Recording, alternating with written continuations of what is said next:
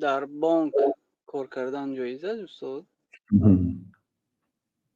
نه خود همین سوال پرسید. خیر، بانک اگر بانک ریبوی باشد، بانک ها اکثریتش بانک ریبوی هست، یعنی به مردم قرض میتید برای گرفتن زیادتر از این، پول به پول قرض میتید، عوضی پول به پول. این در شریعتی ما اجازت نیست مگر هم مثلا به مثل یدم بیاد، دست به دست، مثلا به مثل. 500 سومون به 500 سومون، ساعت 500 سومون رو دادید تا اینکه 500 سومون رو برای شما وزنش و پولی تاکسی باید 10 سومون نداره.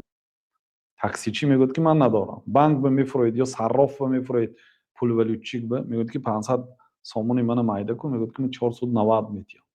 همین ریبا هست. برای چی؟ برای اینکه ریبا زیادتی، یعنی به 490 سومون 500 سومون داده شده است. این ریبای فضل است، این ریبای نسیه نه. ریبای نسیه 500 سومون میتید میگه که 600 سومون کرده بیار. این ریبای نسیه، این کلانترین ریبا، حرامترین ریبا. ریبا الفضل بسیار آدم فهمش به نمیرن، نمیفهمند. ریبا الفضل این هم همین 490 به 500 عوض کرد. آخه برای چی 10 ریال؟ از نیناس اینا همش پول. وقتی عوض قاعده پول می که مثلا به مثل یدم بیاد، دست به دست، مثلا به مثل. همین 500 سومون داده باید 500 سومون بیاد. 500 سومون هست یا 10 تا 50 سومون هست، باید 500 سومون بیاد. مثلا به مثل باید باشد، برابر باشد. و بانک ها که با ریبا کار میکنن و الله تعالی ریبا رو حرام کرد، نه فقط در شریعتی ما. من مثال آدم شریعتی ما رو تنقید میکنن، نامشان مسلمان است. و شریعت یهود، تمام بانکیرهای دنیا، مال دنیا در دست یهود. شریعت یهود هم حرام کرده است. یهودا از ما پیشرفته، یهودای مسلمان ها از ما اولا میدونه. بعضی آدمایی که خودش مسلمان میگه لیکن از اسلام رنگ و بو ندارد، شب و روز طعنه به اسلام میزند. یهودهای گویا او آدم‌های عالی است. خب من دین یهودیت هم ریبا و قد نهوا عنه و باکلهم الربا، آنها ریبا خوردند یهودها و قد نهوا عنه، حالان که کتابشان آنها رو نهی کرده بود، تورات. برای همین هم لعنت کرده شدند الله تعالی. بنابراین این فقط در دین ما نیست، در دین پیشین پیغمبرها، در دین دیگرها هم این ظلم بود، حرام است. وقتی که شما در اونجا کار میکنید، یعنی شما در همین مبلغ اساسی شما از فایده آنها از ریبا هست. درست است که مثلا ما پول برق هم به بانک میسپاریم. ما امروز به یک جا پول فرستانی داشتیم، به واسطه بانک میفرستیم، به واسطه کارت های بانکی میفرستیم، یا برای برنامه هایی که در تلفن داریم. ایناش درست است. اینها هم خدمت رسانی بانک است، ایناش حلال است. لیکن تقریبا 90% درآمدش از باب ریبا هست. بنابراین به هر حال مزد شما از همون پول ریبا میشه. اون آدمایی که اجازه دادن، یک دنیا شرط و شروط که اجازه دادن، اونا با متساهل ها هستن.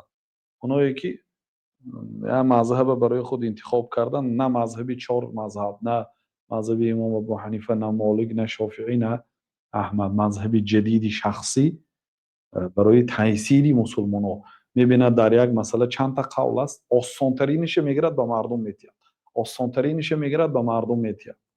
حتی در پخش مستقیم به سوال ها جواب میگفتن. یک زنک سوال میدهد که ما در امریکا همراه شوهرم زندگی میکنیم، شوهرم نماز نمیخواند، نکاح ما درست است یا نه؟ میگه که بنااً به قولی که تاریک الصلات کافر نه، نکاح شما درست است.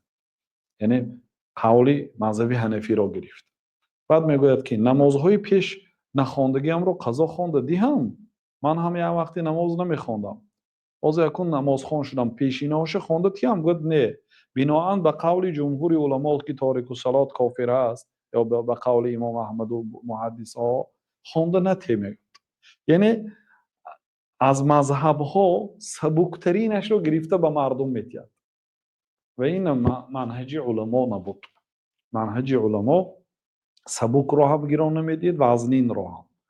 کدام مسئله به حقیقت نزدیک باشد، دلیلش با قوت باشد، تکیهگاهش، حجتش اگر با قوت باشد، همون قول کدی فتوا. این منهج علما است. خیلی نه که به مردم یا وزنین کنیم یا آسان کنیم، نه. هر چیزی که حق است بیان کرده شد، اگرچه وزنین باشدم اگرچه سبک باشدم.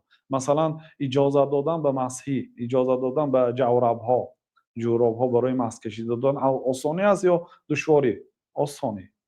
خب ریش رو حتما من اگر کدام کارخانه ای که رفتی تو رو بیریش قبول نمیکرده باشد با اونجا کار نکن. این وزنینی است یا سختی؟ وزنینی است، ملایم سبکی نیستی.